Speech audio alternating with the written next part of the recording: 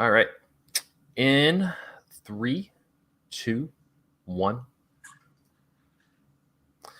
And welcome to episode 410 of Cinematary. I'm your host, Zach Dennis, and I'm here with Reid Ramsey.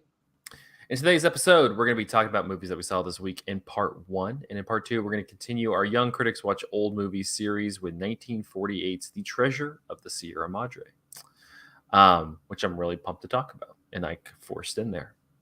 So, yeah, yay me. Same here. But let's go ahead and jump into some stuff that we saw this week. Reid, I'm going to kick it off with you because you saw the new one of the latest Netflix movies. So I'm kind of curious. I've heard mixed stuff on this, so I'm curious to hear your thoughts on Spiderhead. Yeah, I'd heard mixed things as well, but it's Spiderhead, and it's actually directed by Joseph Kosinski, who directed the new Top Gun movie. So both released within like a month of each other, which is kind of wild. Yeah. And this one was pretty much buried by Netflix. I remember people talking about it. Like it cost them a lot of money. They have a big name director. It's got Chris Hemsworth and Miles Teller, and then it's pretty much just been buried. But what I was surprised to figure out is about 5 minutes into this, I realized I've read the short story by George Saunders that this is actually based on. It's in his 10th of December book. But if you've read that, it's a very kind of weird world he creates, with lots of like kind of futuristic lingo and stuff. So it's very like, I'm watching this and I'm like, wait, why does this all sound so familiar? Why like these weird, like what is going on? And then I realized I've actually read this and then knew kind of where it was going. But the gist of the story is Miles Teller and this group of inmates are able to apply for like this very nice prison where they can go and live kind of freely to an extent. Like they are locked in there. They don't have abilities to like leave, but inside it, they have a lot of freedom. They get to just like do very not intense labor jobs. They get to hang out, play ping pong, lots of good snacks. Like they have a professional chef who's also an inmate. Like there's all like this, there's just this very nice prison. But the thing is, they are having drugs tested on them as part of like their sentence. So like they get all of this, but in order to get this, they're having all these new drugs tested on them by the pharmaceutical company. So they all wear these little packs on their back that I guess are like attached to their bodies, and they put these drugs in there, and it like the people facilitating, they can control how much they're getting. And it's weird stuff. Like it's one drug that makes them just laugh uncontrollably. So they can be talking about something incredibly sad and still just laughing. There's a drug that makes them fall in love. There's one that like gives them like an immense amount of pain that they can't escape. So there's all these sorts of weird things they're being tested on, and some seem like fine. Others are really dark. And mostly like they're still just like, they don't have any control over their situation. And so it's this weird, it's this interesting balance where the characters don't have that control, but they're kind of learning that in the moment because they feel like they have a lot of control. And Chris Hemsworth, as kind of the facilitator of this place, basically the warden, he is giving them the illusion that they have all this control, that they're like pampered and like living the high life. Basically, like he's constantly giving them like very polite reminders that they're really lucky to be there and to be with someone as wonderful as him. So it's this really manipulative situation they're in, but it's really, I thought it was very entertaining. I'm not sure how much people who aren't interested in like science fiction or like a little more bizarre movies are gonna like it, because it's weirder than a typical blockbuster, which it makes sense why Netflix was the one to produce this, I think, because usually like most companies aren't going to throw $100 million at a movie this weird.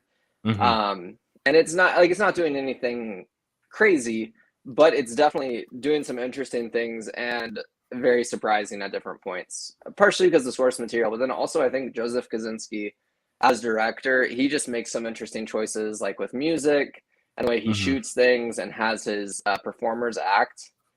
Especially Teller and Hemsworth, who are excellent, and the way he does it, that makes it just kind of a really uncanny movie. Like, I'm not ever gonna say everyone's gonna like this, but if you go in with an open mind, like, you'll be entertained. What did you? I mean, is it just Kaczynski to me seems like an odd choice? Not because he's a bad director. I mean, you think of. I mean, like we talked about on the podcast a month ago how much we love Top Gun Maverick. But even before that, you had like Oblivion and the Tron movie. But those movies are very like visual, like big visual, like blockbuster, like big screen, giant visuals, a lot of special effects, but in a way that seems much more like old school than like the movie I'm going to talk about in a couple seconds. What did it? I guess what did you make of his choice? Because that just seems odd, like having this kind of condensed thriller to a degree, like with him at the helm. Yeah, I mean, it's definitely scaled back for what I've seen from his other stuff. I think the only one I haven't seen is the Firefighters one. Oh yeah, that too is still like a big big blockbuster production movie. Yeah, but this is definitely scaled back, and it's almost more. And this movie is very divisive as well, but it's almost more like Alex Garland's Ex Machina. Well, he seems like somebody like that. That seems like much more linked as like, let's do kind of a weird thriller with different, like that have strange rules, like Alex Garland or somebody of that ilk who like is kind of into that stuff. Seems more. That's who I would assume would direct it. Yeah, no, exactly, and it definitely feels a little bit more like that, but it still is hitting while it's stranger than most blockbusters, it's still hitting a lot of typical notes at times. But it is really condensed, but at the same time, the place they've built, like this prison, is just gorgeous. So like he still gets a chance to shoot these like really impressive scenes with the set decoration is like minimalist in that it's a prison and there isn't all that much there, but it's still like very sleek and beautiful and like 21st century, like very much trying to shoot something futuristic. So he's still getting the opportunity to operate in like that super visual landscape. But you're definitely right. It is a weird step for him and a chance for him to focus more on like emotional journey of characters, because a lot of this movie is unpacking the traumas that brought these prisoners there to begin with, because to get into this prison, most of them had to be fairly nonviolent, or at least like reformed nonviolent at this point, because they have a lot of freedom to move within and out of their like rooms, like go in, there's like a no locked doors policy, like they can go wherever they want basically. So they're all pretty nonviolent, so they all have these very honestly super sad but very interesting backstories that led them there. So he does also get a chance to step like more into the real world with some of those and shoot some scenes. Like one in particular that's like a driving scene is more reminiscent of like what he does in Top Gun. Gotcha. Yeah. But yeah, I would definitely recommend it. Yeah. I was just looking, and it's funny as well. The guys who adapted it from the George Saunders story are the two guys who did the two Deadpool movies. I know. Which seems like a weird, again, another strange pairing of like, let's psychological thriller. Let's get the Deadpool guys. I know. That was a big red flag for me. I almost didn't watch this because those movies I think are so shitty, honestly. But then like for whatever reason they pair decently with George Saunders. They don't try to do a lot that isn't in the story, or that is like outside the realm of the story, which I think is interesting, especially for adapting a short story to an hour and 50-minute movie. Yeah. Huh. I'm kind of intrigued by it. I might not watch it immediately, but I'm more intrigued by the first thing I asked of like, why is Joseph Kosinski doing this? Not because he's bad, but like it's such a strange choice, and so I'm kind of interested on watching on that level. Yeah. I mean, I think it'll scratch that itch. I think cool. As he directs more, will like maybe there's more of an auteur there than most people would think. So maybe that'll come out in other movies as well. Yeah, I mean, even though this one you mentioned it was buried, you got to figure he's at least got somewhat of a blank check moving forward, because Top Gun made like $1 billion already. So like that should help him hopefully. I need to watch the Firefighters movie, but Oblivion was one that wasn't like a good movie, but it wasn't really. I can't remember if he wrote it or not. It just didn't have a good script. Yeah, I mean, I think that movie I actually watched like a couple months ago. I think it suffers mainly from being a little boring, and it's not boring visually or like in a lot of the direction. It's just kind of boring, I think, in terms of what the story is doing. Interesting. So he wrote for Oblivion. I don't know why we're gonna get off this track real quickly, but like Joseph Kosinski had a unpublished graphic novel called Oblivion, and he like that's what the story is based off of. But he didn't write the screenplay. That's weird. Okay. Oh, interesting. But yeah, I mean that's a movie that I agree. Like it's kind of boring, but like also has these moments where like this is like cool. Like I think he would be perfect to do like I mean Denis Villeneuve did a great job with like Dune, but like something like that, like in terms of just creating like this crazy sci-fi space. I'm like that dude knows how to do that. Yeah, agreed. Well, cool. Well, Spiderhead is on Netflix, so I guess if you want to check it out, you can find it there. I want to talk about. I'm going to just freely admit before we dig into this. One, I will spoil everything. So if you're a Marvel person, I'm spoiling it all. And two, I hate watch this. I really sure I go in with the intention of going, I might like this, but I really didn't, and I didn't like it. So I'm just going to be honest that I did not like Doctor Strange and the Multitude of Madness. I was interested. This one more than other Marvel movies. I was curious just because of the Sam Raimi effect. It's like let me just say, good for Sam. Got a nice paycheck. Happy for him. Happy for him. But this is a crock of shit. So this one I didn't rewatch the first Doctor Strange because I don't care. But this one is like and this is already where I'm annoyed. Let me just say this is already where I'm annoyed because people were like, you got to watch the Wanda show on Disney Plus to understand this. And I'm like, I'm not going to do homework to watch a fucking Marvel. I'm like, not just a Marvel movie, but a blockbuster movie. Like we were talking off mic about watching the first Top Gun for Top Gun Maverick. You didn't need to. They told you what you needed to know and you moved on. Like it didn't really matter. But they were like, you got to watch the Wanda show. I'm like, I'm not going to do that. And so in this one, again, if you know about the Wanda show, like I guess she like made up a whole town or like possessed a whole town or some shit. And like she wanted to have these kids who made me laugh because her kids are named Bobby and Tommy, which seemed like the most boring ass names to name like your imaginary kids that are like special to you. You're like, hey, Bobby and Tommy. Sounds like two guys at like the, at the grocery store you run into.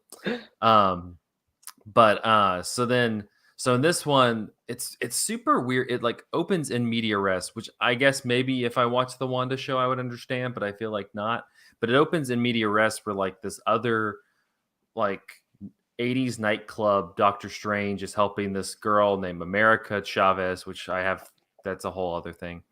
And she has like the ability to like jump through the multiverses, which has become kind of a thing. People who have seen Into the Spider-Verse or Everything Everywhere All at Once this year, like multiverse, it's the cool thing to do. It's the cool, you jump, time jump and all that. It's hot. We're big on it. Big on the multiverse. And so she has like the power to just kind of go to these different places. She ends up finding the Doctor Strange that we all know and tolerate, played by Benedict Cumberbatch. Who it's really annoying watching him in these movies because after I watched Power of the Dog, I'm like, this dude's a great actor, and he's just kind of hamming it up or just kind of lazying it up in these movies. It's unfortunate, but he gets a good paycheck, so I guess good on Benedict. He came from a rich family, so I don't feel bad. Anyway. And so she teams up with this Doctor Strange, and then Wanda's pissed off because Bobby and Tommy aren't there. And so she is like, I'm going to destroy all the multiverses. And you're like, cool. So the rest of the movie is just Doctor Strange and this America girl time jumping around and trying to fight Wanda, who's what's her face, Elizabeth Olsen. Which can we get can somebody help Elizabeth Olsen? She needs. I don't know if this means the end of her Marvel time or what. But get this girl some actual movies because this is her life now. In this one, she's particularly bad. Oh really? I'm just like, girl, none of it is great. I mean, it's all superhero movie acting, but she is she makes a choice And I'm like, I don't think that was the right choice. You're trying a lot. She kind of feels like she's in a 60s B movie, Oh my God. but not entertaining. But that's the gist of it. But so the one thing, like the kind of big spoilery thing, I guess, is they go to this one universe, and then the dude from the first movie, played by Chiwetel Ejiofor, like captures Doctor Strange. He's like, "We got to get rid of you," and I don't really know what's happening. I don't, at this point, I'm so angry, I don't care. But they meet up with the Illuminati, and the Illuminati is like this dude who like can like use waves to like kill people, which is whatever. And then it has the chick from Captain America, but she's Captain America, but it has the British flag, so I was like, that's confusing. Then the lady who wasn't the lead in Captain Marvel, this shows my extensive Marvel knowledge. One of the off leads in Captain Marvel, who was also in the new James Bond movie. John Krasinski playing Reed Richards, Mr. Fantastic. John Krasinski's in it? Yeah, and he's playing Mr. Fantastic, and I guess he might be Mr. I don't know. He's boring. Another multiverse that he's Mr. Fantastic? I don't know. I just like he shows up. I'm like, oh, you're here. And then the big reveal is that Patrick Stewart as Professor Xavier is there in like this giant chair. But that scene is also the funniest thing I've ever seen, because they proceed. What's her face comes in to like fight him and proceeds to kill all of them. Like, so at one point, this is honestly worth the price of watching this movie. At one point, she just pulls apart Captain or Mr. Fantastic. So you get to watch John Krasinski just get ripped apart, and I'm like, hell yeah, this was great. Like, I'm like, hell, like that's amazing. I was like, this is what I've been wanting to do for years now. It's just like, all right, see ya. It's a little upsetting watching her like kill Patrick Stewart, because you're like, you don't want Patrick Stewart to die. I mean, I don't really care about the character, but you don't want Patrick Stewart to die. Like that's such a sad thought. Otherwise, I just don't care. This one, so I went on a big rant about the Spider-Man movie when that one came out on the podcast. And this one feels very much the same. That one, at least. So that one was very much playing on your nostalgia and is like throwing out. Did you see this new Spider-Man one? Yeah, and I heard y'all talk about it a little bit on the podcast. I like this. I think like that one more than anyone on the podcast. But it is I only liked it really because of nostalgia. Like those were the best parts. Yeah. Well, I think I said that also. Like, I'm a human. So like when I saw Tobey Maguire and not Andrew Garfield as much, but like Tobey Maguire show up, I'm like, oh, this is cool. You know, and like Willem Dafoe, I'm talking about Elizabeth Olsen hamming it up. He's also hamming it up, but like in the most fun way. He knows how to do it. Yeah, he knows how to do it. And so that one is very much like, as I said in the podcast, kind of utilizing these, at least in the which is ironic that Sam Raimi's directing this, but utilizing the Sam Raimi trilogy, which is unequivocally better than anything since then, to like justify, like it was like pulling its essence of good into this to make it look good, even though it wasn't a great movie. But this one is weird because it like tries to. I told Andrew that it feels like I'm watching a Disney shareholders meeting, because it just feels like it's like setting all this shit up for you. You know, it's like, oh, even though I described all those characters and they die, like it's a multiverse thing, so technically they could still show up. And it's kind of like, and it just kind of annoyed me because I'm so, I was thinking. I think there's a lazy analogy, I've made it in the past, and I was incorrect by making this. But there's a lazy analogy that like superhero movies today are like Westerns were like in the 30s, 40s, and 50s. Even something like what we're going to talk about in part 2, which kind of has like Western qualities to it. And that it's because in like the 20s, 30s, and 40s and 50s. They were just cranking out Westerns. You'd have like, 30 Western movies or some just a crazy amount of different Western movies. It wasn't just like John Ford or Howard Hawks. It was just also just random ass Western movies. And you get like into the 60s and you got like spaghetti Western, like Westerns are always just kind of cranking out. But I think what's different between why that analogy is incorrect is even when is like there's kind of a different, you can differentiate between the different westerns. Like you have the Ford ones, you have the Howard Hawks ones, you have like something like High Noon, you have you have so many interesting western movies. You still have interesting superhero movies, but at least I'm talking strictly about Marvel. We've gotten to this point where there's no, you're not really delineating any style from it, which is upsetting because you have somebody like Sam Raimi helming this one, who can make it fun, and he makes it fun at times, but not enough that you're like, oh, Sam saved this movie.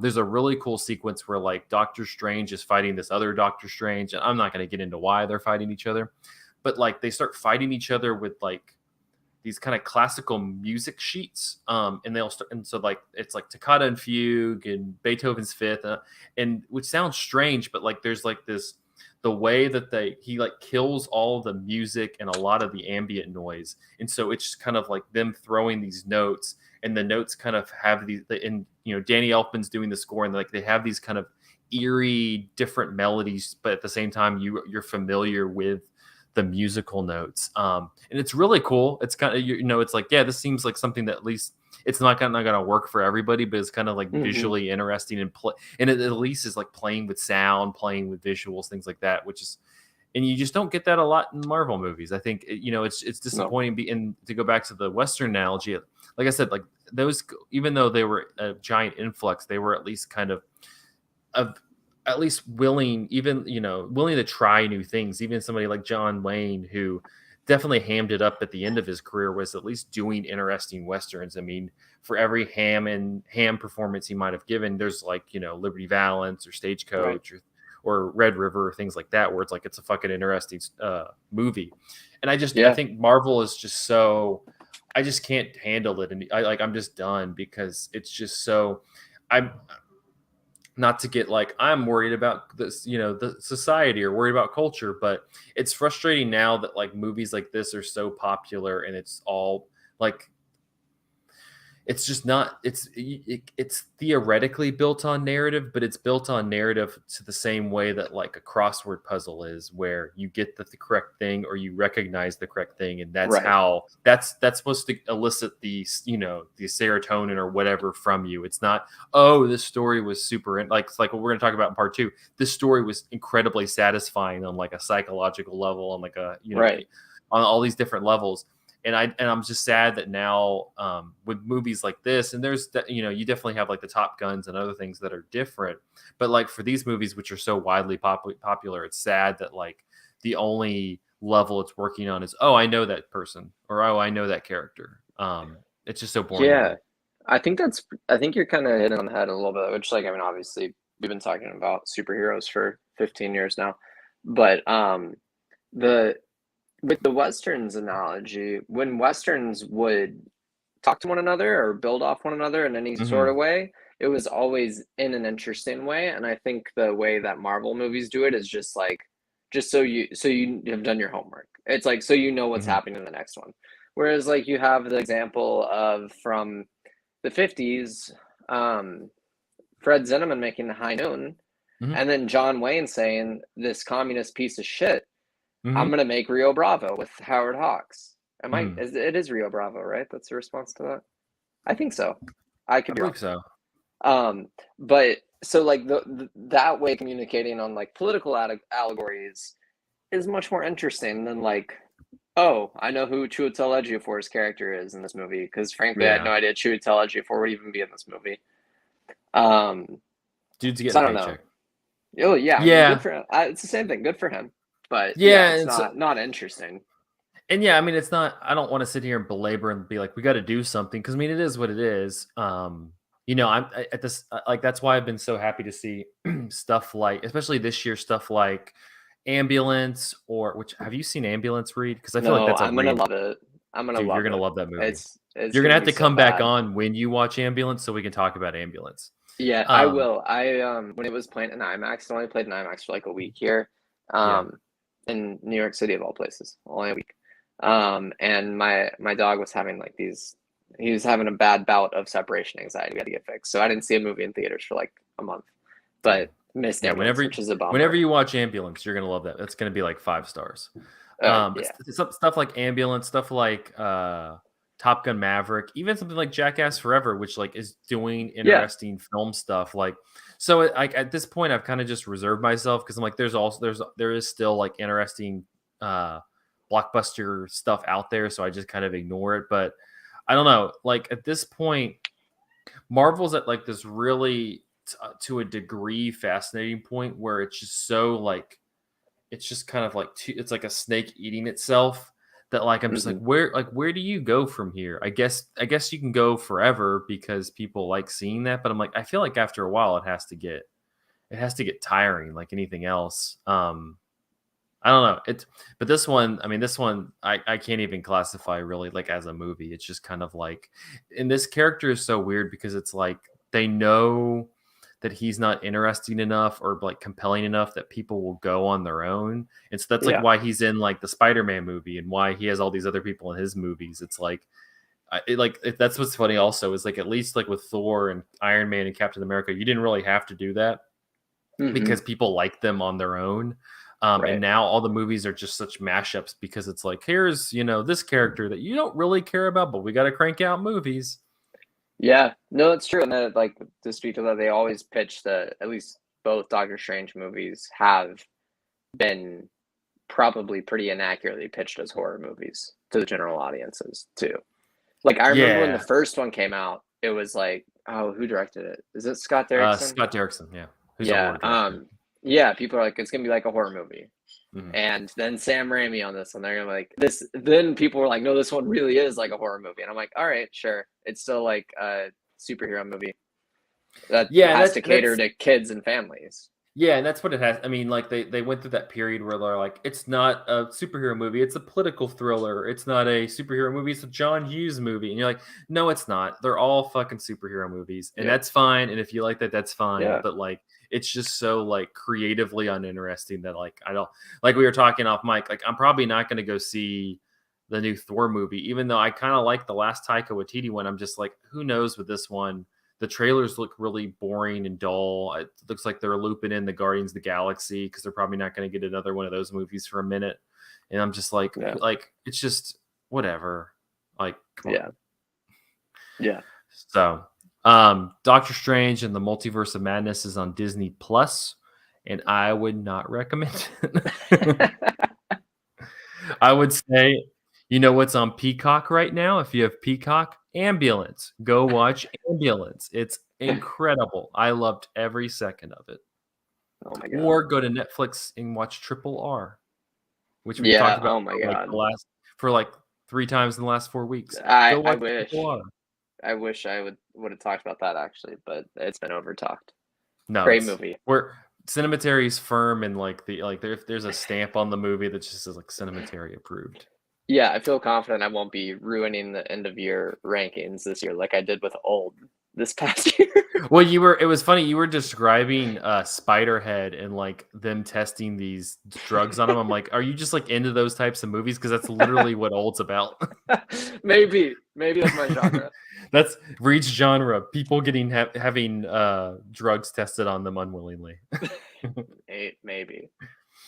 Add like Dark Waters in there about yeah, who knows.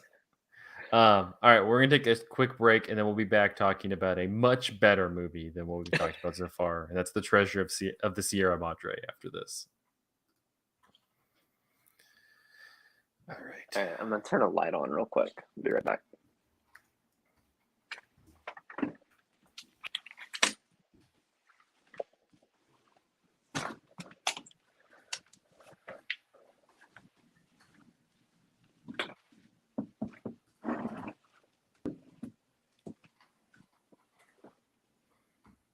Yeah, that's better. Oh man. So can people like log on for these streams? Yeah, there's a link.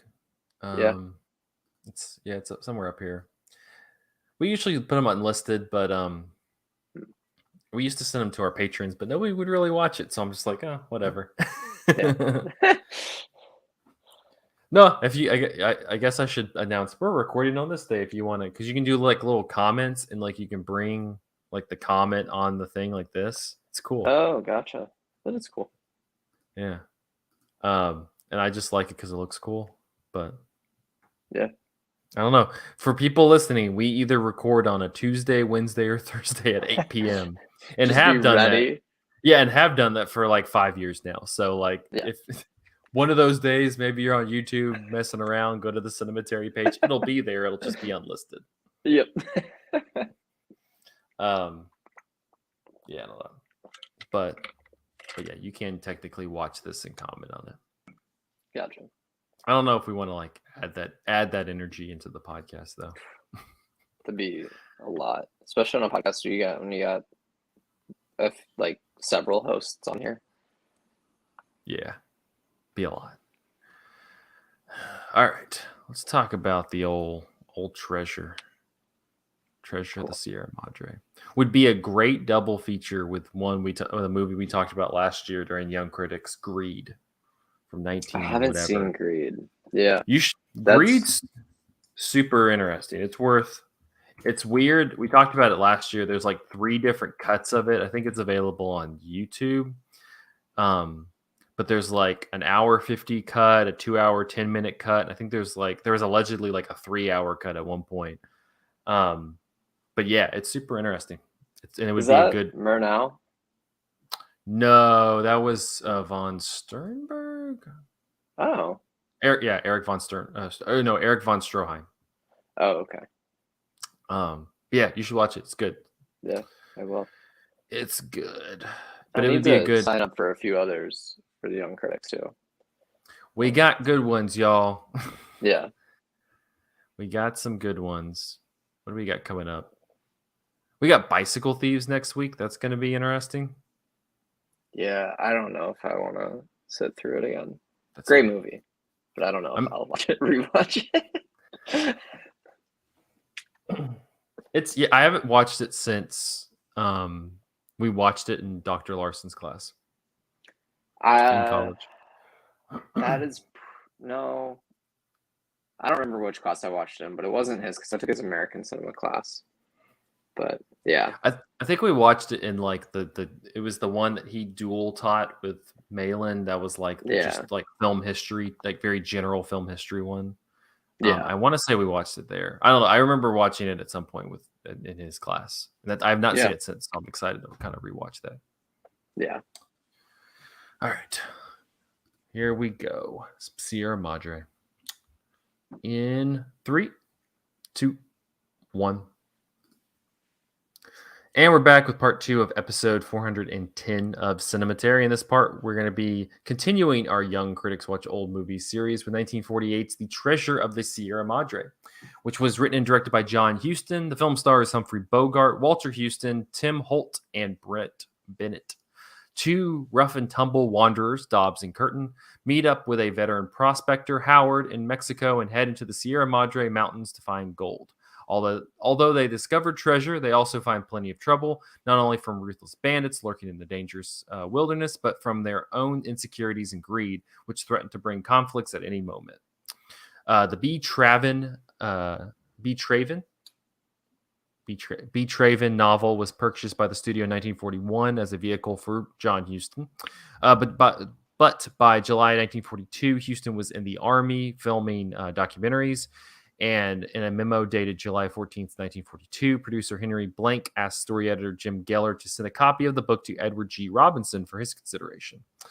In December 1942, Robert Rosen was working on a draft of the screenplay, but the film was eventually postponed and not revived until Huston's return from active duty at the end of the war.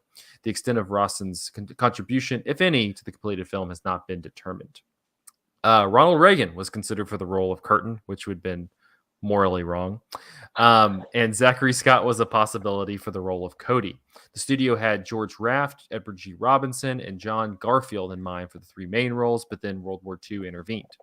By the time Huston came back from making several documentaries for the war effort, Humphrey Bogart had become Warner Brothers' biggest star. When Bogart first got wind that Huston might be making a film of the novel, he immediately started badgering Huston for a part. Bogart was given the main role of Fred C. Dobbs. Before filming, Bogart encountered a critic while leaving a New York nightclub and said, quote, "Wait till you see me in my next picture. I play the worst shit you ever saw." Traven initially disagreed with Houston's decision to cast his father, Walter Houston, as Howard, preferring Lewis Stone, but eventually came to agree with Houston. Walter Houston also questioned his son's choice. He still saw himself as a leading man. He was not keen on being cast in a supporting role. His son was able to convince him to accept, and John Huston rated his father's performance as the finest piece of acting in any of his films. On seeing Huston's performance, Bogart famously said, quote, "One, Huston is bad enough, but two are murder." During the shooting of the film, John Huston pulled pranks on Bennett Bedoya along with Bogart and Bogart himself. While most of the film was shot in Mexico, Jack L. Warner had the unit returned to Hollywood when the budget started to exceed $3 million. Though the daily rushes impressed Warner Brothers, Warner nearly went berserk with the weekly expenditures. After viewing one scene, Warner threw up his hands and shouted to producer Henry Blank, quote, "Yeah, they're looking for gold, all right. Mine." During another screen of rushes, Warner watched Dobbs stumble along in the desert for water. Warner jumped up in the middle of the scene and shouted to a gaggle of executives, quote, "If that SOB doesn't find water soon, I'll go broke." Huston's original film depiction of Dobbs' death was more graphic, as it was in the book, than the one it made on the screen. When Goldhat strikes Dobbs with his machete, Dobbs is decapitated. Huston shot Dobbs' fake head rolling into the waterhole. A quick shot of Goldhat's accomplices reacting to the head rolling, reacting to the rolling head remains in the film. And the very next shot, one can see the water rippling while it rolled in. The 1948 censors would not allow that, so Huston could camouflage the cut shot with a repeat shot of Goldhat striking Dobbs. Warner Brothers' publicity department released a statement that Bogart was, quote, "disappointed the scene couldn't be shown in all its graphic glory." Bogart's reaction was, quote, "What's wrong with showing a guy get his head cut off?" As production dragged on, Bogart, an avid yachtsman, was getting increasingly anxious about missing the Honolulu race in which he usually took part. Despite assurances from the studio that his work would be done by then, he started to pester Huston about finishing in time. Eventually, Huston had enough, grabbed Bogart by the nose, and twisted hard. Bogart never again asked him to confirm when shooting was expected to be over. Novelist B. Traven was a mysterious character who refused to reveal any information about himself. Although he exchanged numerous letters with John Huston, Life reported that while on location in Mexico, Huston was approached by a man who called himself Hal Croves, who claimed to be Traven's translator. Huston hired him as a technical advisor. When Huston later speculated in print that Croves and Traven were one and the same, Croves wrote an angry letter of denial, pointing out that he was paid $150 a week, far less than an author of Traven's fame was worth. According to a December 22nd, 1978 New York Times article, though, a research team for the BBC later confirmed Huston's theory. The BBC discovered that Traven's real name was Herman Albert Otto Maximilian Feige, and that he was born in 1882 in Poland. He supposedly fled Germany in 1919 to escape a death sentence for his revolutionary activities. In 1948, Variety said, "If the box office is currently ailing from an overdiet of films that look too much alike," like we were talking about earlier, "then this production is what the doctor ordered. The Treasure of the Sierra Madre is not only radically different, but it's distinguished work that will take its place in the repertory of Hollywood's great and enduring achievements." And in 1948, the New York Times said, "Greed, a despicable passion out of which other base ferments may spawn, it's seldom treated in the movies with the frank and ironic contempt that is vividly manifested toward it in Treasure of the Sierra Madre. And certainly the big stars of the movie are rarely exposed in such cruel light as that which is thrown on Humphrey Bogart in this new picture. But the fact that this steel-springed outdoor drama transgresses convention in both respects is a token of the originality and maturity that you can expect from it." On that note, let's talk a little bit about the Treasure of the Sierra Madre. Reid, this was your first time watching it, so what were your impressions of it? Yeah, I actually thought I had seen this before, and I realized it was Bogart's other movie, The African Queen, that I was getting it mixed up with. But I really liked this movie. It kind of caught me off guard. I was telling you a little bit before we started recording that it was much darker than I expected. Mm-hmm. And the notes you just kind of went through, I think, allude to that a bit with the decapitation scene, but then also just like the overall read. It's a very like dark shadow hanging over this movie for at least half the runtime, basically. Basically once, and I mean, it's 70 years old, so we can spoil a little bit. But like once Humphrey Bogart's character starts to like lose his mind a little bit, it becomes just like you're just waiting for something horrible to happen, either to him or to some of the other characters or to just anything. I don't know. What were you gonna say? And when it starts and like when it starts doing that, it is just kind of like hanging in the air because you're like something's gonna happen and stuff will present itself where you're like that's when it's gonna happen, but it literally hangs there until the very end when he does finally die. Like that's the only time it actually acts on it. Like for the rest of the movie, it's just kind of hanging there, and you're just sitting there. I remember the first time I watched it, like sitting on edge, like, well, is this guy going to get him, or these people going to get him? Like, it's constantly, or is he going to do something to the other two? Like, Bogart's great in this. It's kind of funny that like the Maltese Falcon and Casablanca and things like that are like his most well known. Because I'm like, this is probably I'm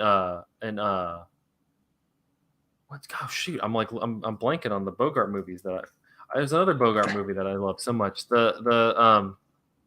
What's it called? The Nicholas Ray movie. In a Lonely In a Lonely Place. I love that one too. That's another like dark. I just had a brain fart.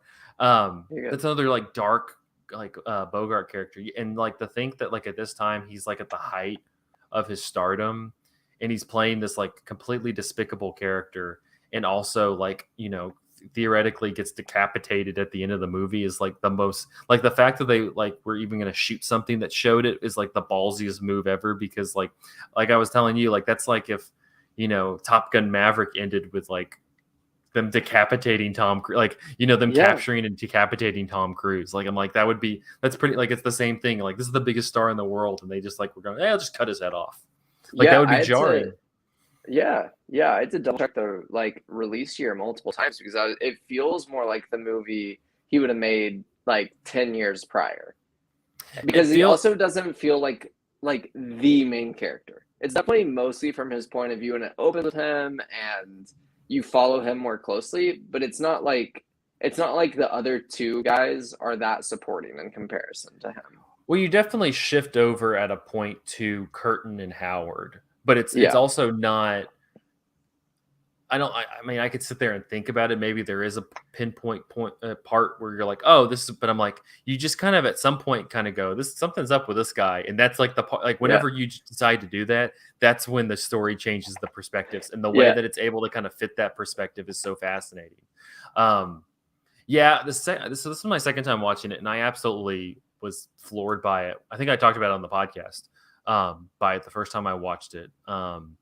And this time I definitely clued in just to like the nuanced ways this like handles the topic of like greed, there's so many movies about greed and people like wanting more money, like all, and but there's like such a nuance to this because everything feels so, to a degree, morally ambiguous. Like you think about like the scene, and it's a testament to like Walter Houston, at least in terms of like the cast of characters, because he's always kind of like that middle ground. And you think of like the scene when is it Brody or Bodie, the Bennett character? Let me look real quick. Cody. When Cody shows up and kind of throws the wrinkle where he's like, he pretty much finally is just like, I know what you're doing. Like either you can let me join, you can let me leave, or you can kill me. And like they have like that whole, like the three of them are sitting there figuring out what to do. Like those types of situations where you're kind of supposed to kind of figure out the moral way to follow through with this. It is like the way it's handled is so kind of murky that it makes it much more interesting than them just like debating, oh, let's kill this guy or let's, let him join. Like there's just kind of, and that's why I say it's a testament to Walter Houston's character, because he kind of he's the one who always like stirring the pot to make it more morally ambiguous than you probably want to give it credit for. Yeah, I agree. And I think the other interesting thing about his characters, he's John Huston's dad, obviously, so he's a good bit older than the other characters here. And he is experienced in this in a way that they aren't. And in the beginning of the movie, he kind of forecasts what's going to happen to an extent. Yeah, but the funny thing is that like Bogart ends up being the crazy one, but they kind of present the Howard characters like, oh, this guy's a kook. They even talk about that. Well, he has a few different moments where he does really bizarre things, including like the very end with like the laughter That scene is, I mean, he's amazing in that scene. But in general, like you see this guy telling them what's going to happen. They're going to find $25,000 worth of gold. They're going to want 50. They're going to find 50. They're going to want 75, and so on and so on and so on. And Bogart and I'm so bad at names. Tim Holt's character. Curtin, yeah, Tim Holt. Curtin are like, well, we'll just get what we need and get out, because they're both like so poor. They're like, any amount of money would just make my day, help me get on in a better spot in my life. And then as soon as they hit like $25,000 each, Bogart's like, why would we stop now? He's like, we're just going to go and go and go.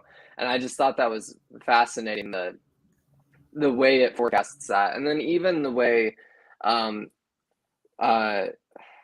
Walter Houston's character, he has kind of a happier ending than any of the other characters, because he gets to be like this doctor, fake medicine man in this tribe. Yeah.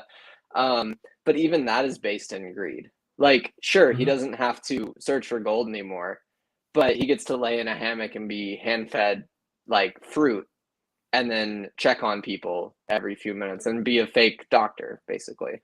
Yeah, and that's what's so great about the movie, because it's so, everything has a kind of an ambiguity to it, because, I think to a degree, even though I don't, like personally agree with it, you can understand Bogart's point of view of like, well, if we can get if we can get 50, like we might as well just keep going until we drain the thing.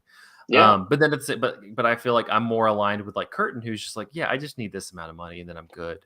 But yeah, the way it leaves them, I mean, you end up with like Bogart dead, because he just continues to he gets more and more paranoid about, people impeding on his money and like kind of wanting to take his money and what their intentions are. And then Curtin has like kind of a weird ending where he's like, I'm just going to leave, but he's going to go and like see the widow of the dead guy, and you're like, is he going to like go marry the widow of the, you're like, are you going to go marry the dead guy's will? You're going to let her know that her husband's dead and be like, so what about me? Yeah. He's also poor. Like, he doesn't have anything. Yeah. And then you talked about Howard's ending. And so it's like, yeah, there's not like, I was really interested this time around with Tim Holt's performance as Curtin, because and honestly, I've seen him in a number of things now. He's a really good actor. He's perfect in the role in Magnificent Ambersons, where he's like the son grown up, kind of coming back as they're on the kind of tail end of their power as a family. And he kind of has this snottiness, to him, this privileged, idea of what he deserves. And in this one, though, he really does have kind of like this, he has this kind of steady hand. He just has this face that kind of has like naive, like it's a little bit naive looking, but also as you go along, realize that he's actually pretty wise and level-headed. And to me, it's just such an interesting performance where you meet him. He's just kind of this throw-off character. You think he's going to kind of be the right-hand man to Bogart. And then he completely like surpasses, at least in terms of characters, like Bogart's character, because he just, like, the way that they morally look at money is so drastically different that kind of dissonance creates the tension of the movie. Yeah, no, that's a great point. I just looked it up. I think the only other thing I've seen him in is Stagecoach, because I've not seen The Magnificent Ambersons. And I don't remember him in Stagecoach at all. He's not big in that. And then I remember him in he has a small role in Clementine. But like I don't know, he's been in he was in a gazillion, and he was in a lot of westerns, especially where he was like the star of the western. But like this one, to me, I really like, because I think he just kind of has like this innocence to him.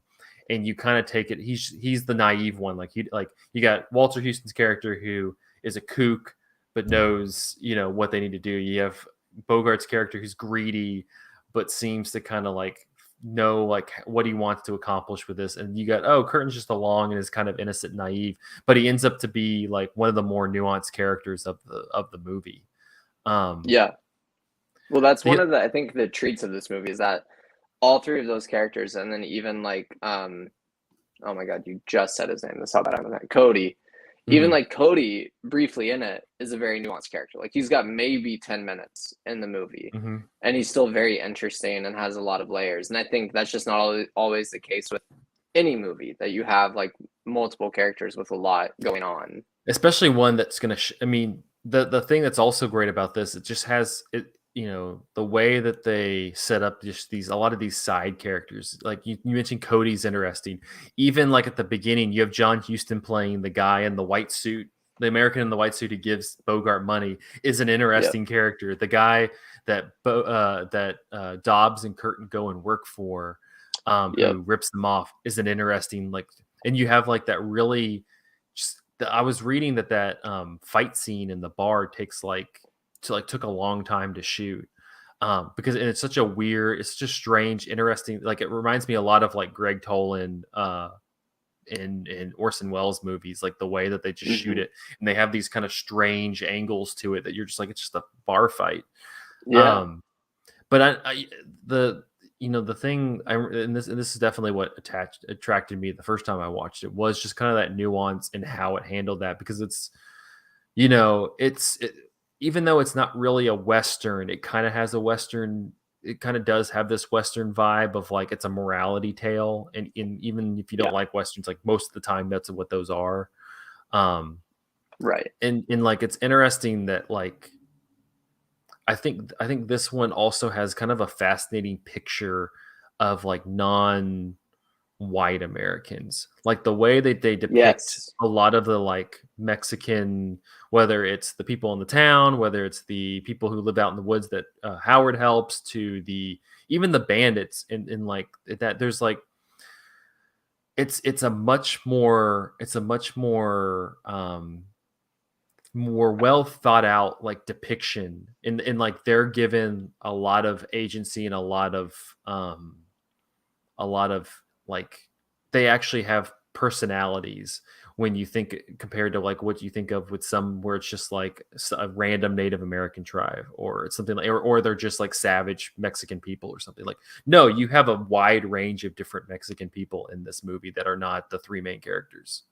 Yeah, I think that really hit home with me, because I think it lends itself to the whole movie, which feels very honest as a whole, in terms of like the way Huston shoots it, the locations and stuff. And I wasn't surprised to hear that he actually shot a lot of it in Mexico, because it seems so like honest towards that situation they're in, the jungle, the desert, all of that. But then also just the way the people are there. It doesn't seem like people on a Los Angeles lot, like in Hollywood. It seems like he actually went to location and chose people that would give that really like nuanced depiction of this place, and not just like a cheap shot from California. Which like made it so interesting. Yeah. Well, it makes it much more authentic. And I mean, he did like all the people you see in like the villages and things like that are actual people who live there, and they got wages for working in the movie, which is more than they were getting, doing anything else. And so that's what's so just the picture as a whole is really fascinating, because it just kind of has like this, you get that concept of like what is like the relationship between person to person to communities in Ford movies, whether it's Clementine, whether it's Liberty Balance, things like that. But there's something that's really fascinating about this, because there's just you have the complexities of people. There's not like a good guys, bad guys. There's just, everybody's ambiguous, because even when you meet them, you're not like, you kind of feel like Howard might go crazy and turn on them, or you feel like, somebody's going to die, like an arrow's going to come in or a bullet's going to come in and hit one of them, and they'll just die like out of nowhere. Like there's just kind of there's this ambiguity, and there's just this constant feeling of uncertainty that makes this so goddamn entertaining to watch every minute. Yeah. I also think it has a lot to do with like Huston as the director. I think like a lot of movies from the 40s and 50s, a lot of black and white movies in particular, can have like a sleekness to them, or like even like Sam Fuller, who I love his movies from like the 50s, but they're all very, even though he's dealing with dark subject matter, they're all very like sleek, like everything's meant to be pretty beautiful, and I don't really, a lot of people might take issue with this, but I don't think I've seen a John Huston movie where I feel like he's actively trying to make me think that everything in it is beautiful. Like I don't think he's forming the shots so that they look beautiful. He's doing it for the story, and his stories are often pretty dark subject matter. And therefore, like, he shoots it in a really gritty and realistic and authentic way, which is just like backgrounded by the actors in this movie as well. Yeah, and he also like we're talking about, he also understands like setting and place. Like you think about the first like what is it, 25 minutes or so of the movie where it's just them it's mostly Bogart, but then Kurt and Later just meandering around the town. Yep. Just like what the hell is this movie? Like you spend so much time in it. I had no Like idea where it was going, yeah, honestly. where Bogart's just like bumming coins off of John Huston. He's like yelling at kids. He's just like gambling. He's like doing these like it's a random ass movie. And then you finally get up in the damn mountain, and that's when it kind of kicks off. But you're just like, it's such but at the same time, it sets it reminds you of like the importance of kind of like if you're gonna meander, you better like have a purpose behind it. Don't just meander for meander's sake. And like that's important because you get a sense of this is who that Bogart's character, even though they're like it's a much more inflated version when he's like a crazy person he's always kind of had this like he's clearly always had this untrustworthy kind of greedy side to him where even when he was like he had no money, he's like you think of the whole interaction between him and the Huston character, like he asked him the third time is when Huston finally goes, I have helped you 3 times today, like please go do something about this, like you just keep bumming stuff off of me. And then it cuts away and he's bumming something, he's trying to bum something off somebody else, and so he's just kind of this character that's constantly in like you're like what, like why is this happening, what's this random 25 minutes before the movie actually starts, and you're like no, that gives you a sense of who this dude is, you know, before you even get into the actual like treasure seeking. And there's lots of good payoffs from that too. Like I think about the kid with the lottery ticket, the payoff on that is so good. And Bogart in that scene I thought was particularly good. Like I mean, it's pretty basic what he's doing, but it's so good. And then when the kid comes back and it's like you won, and it's like 3 weeks later, and like oh my god, I mean, it's just they've done enough constructed. And I feel like they've done enough in the movie that you kind of forgot that even happened. Like it gets you caught up in the whole like they're working for that dude, he scams them, then they're like you get so caught up in that you forget about the whole kid. So then when you're like, oh shoot, I forgot about that. Well, and like when the kid's like, oh, you'll hear back in 3 weeks, you're like, all right, this is just a scam too. So like I didn't expect the payoff, and I mean I think that's kind of how the whole movie's constructed, is like there are payoffs like that throughout, because it's just really like well formulated, which probably has a lot to do with the novel as well. Yeah, it's a really smart script, and it's one of those scripts that I love even more than most, just because it's like something alluding to what we talked about in part 1. It's a big movie. You feel like it's a big, expansive movie. Like it feels like a real, and so to have a script like that nuanced and so keyed into like character beats, not only of the 3 main characters, but like we're talking about of everybody else in this movie. Like you feel like you get a sense of personality in every person to a degree that you meet in this. That talks for a substantial amount of time. It's another thing going back to just like the people, the townspeople and things like that. This is also a movie. I was laughing thinking about last year when West Side Story came out. And like everybody gave Steven Spielberg like a victory lap because he had the Spanish spoken portions. He didn't provide subtitles. I thought about that too. And I was like, and I'm watching this. I'm like, this whole movie is practically in Spanish, and we don't say anything. Like they never give you never know unless you speak Spanish what these people, what the townspeople or what the people who live in the jungle, like what they're saying to Howard or whomever. But like. It was just funny to me. I'm like, we gave Spielberg this giant pat on the back when this movie's just hanging out there. No, I really thought about that randomly. That's so funny you mentioned that. I'd completely forgotten. But because that was such a weird talking point for West Side Story, in my opinion. It was. But it definitely like came back in my mind today. But I'm like, why would we champion that? I guess just acknowledging that there are Spanish speakers in the audience, pretty much every audience, but like, well, still, I mean, I'm cynical and I'm just kind of like, it's like a it's kind of just like this, like we're all together diversity play. And you're like, there's nothing wrong with that, but you're just like patting yourself on the back for doing the bare minimum. Like that's what's so interesting about this movie, because this movie, I don't feel like we got a lot of Spanish speaking parts. It was like you can tell that Houston did it because he was like, this feel like if we're following Bogart's perspective and he speaks very little Spanish, this is what it would seem like. So that, yeah, you don't understand all the stuff that they're talking to Howard about, but like that seems natural to the characters that they would be like, I don't know what they're saying. And if you don't know what they're saying, like I don't speak Spanish, I don't know if you do, but if you don't speak Spanish and you don't know what they're saying, it adds a lot of dramatic tension to it as well, because you have to get the layers of then someone interpreting it and doing it correctly and well, and that adds like time to this moment, which is like usually pretty tense altercations. Where it's happening. Well, it just makes it interesting to your point that because you have these altercations, you have like these very tense moments that you don't understand unless you speak Spanish, what the other half is saying, and you're just like, what is going on right now? And and again, it leads itself to it suspends you in this uncertainty for the whole runtime that you're just like, what is going on right now? That like I would be curious. I would like to hear from somebody who does speak Spanish, and like I'd be curious if it holds the same weight, because to me, somebody who doesn't really speak a lot of Spanish, it worked because you're just hung in this like, I don't know what they're talking about. But I would be curious from somebody who's seen this movie who does speak Spanish, who goes, yeah, I understand everything they're saying. Like, does it still hold that dramatic tension? No, that's true. That's a great point.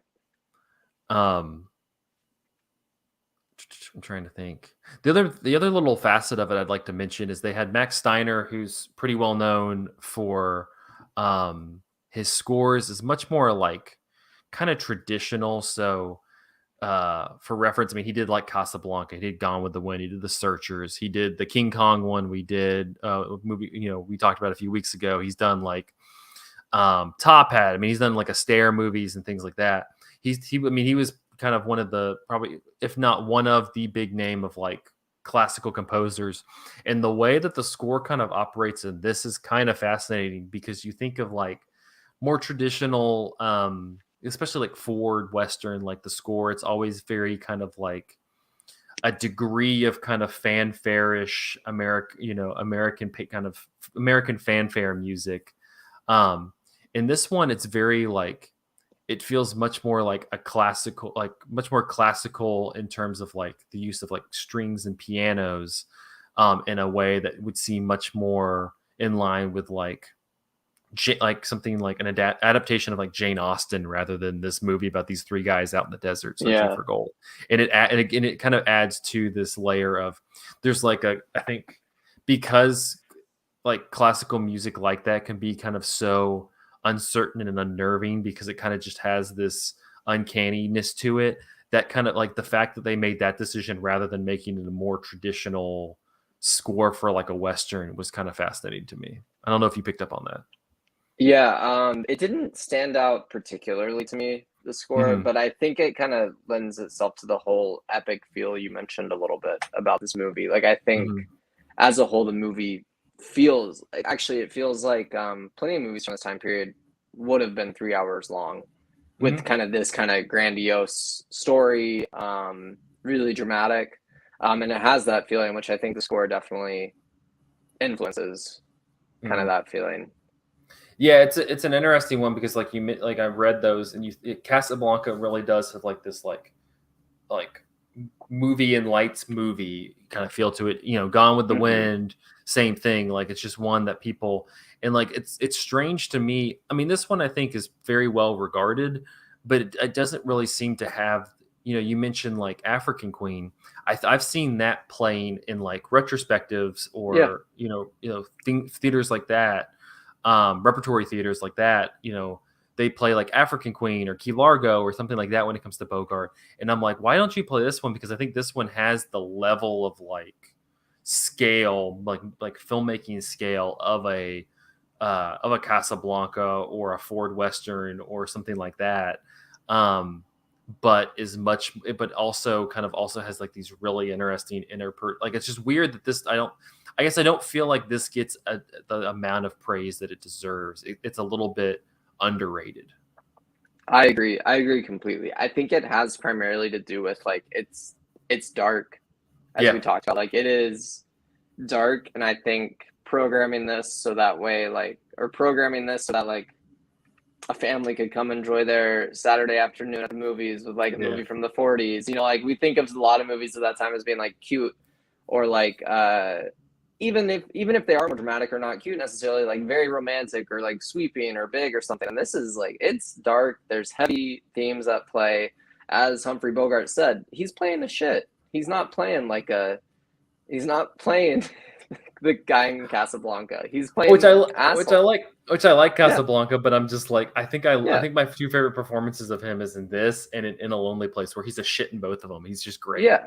Oh yeah, no, he's so good at that because he's got. I mean, it's not uncommon to say he's got like maybe the most interesting face of any lead performer ever in cinema history, and it just, I mean, it helps like having him here when his face is changing throughout the movie, which is a bit of a tangent, but like he even gets a shave early in the movie and looks kind of unlike Humphrey Bogart ever has, in my opinion. Like he's so clean shaven and clean cut, and he never quite looks like that.